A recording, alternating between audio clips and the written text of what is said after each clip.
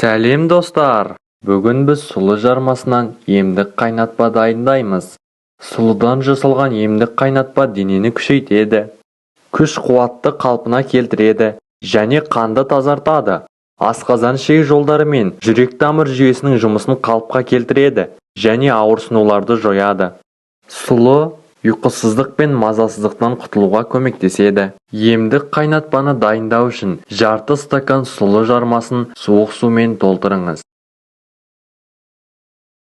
Және араластырыңыз. Түні бойы сұлы жармасын суық сумен ыдыста қалдырыңыз.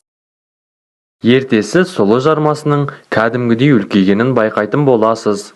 Ары қарай суды төгіп, сұлыны кастрөлге салуымыз керек. Жақсы жуылған сұлыға жарты литр су қосамыз. Оны отқа қойып қайнатамыз. Қайнатылған кезде оның көбігін алып тастаймыз. Суын төгіп, сұлы дәндерін шаншқымен жақсылап езіңіз. Қайтадан отқа қоямыз. Жарты литр су құйыңыз.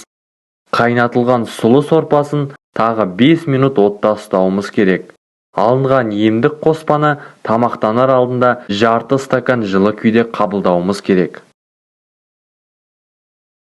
Біздің емдік қоспамыз бірқатар емдік қасиеттерге ие. Метаболизмді жақсартады, бауырдың жұмысын жақсартады, ұйқы безінің жұмысын қалыпқа келтіреді және қандағы қантты азайтуға көмектеседі.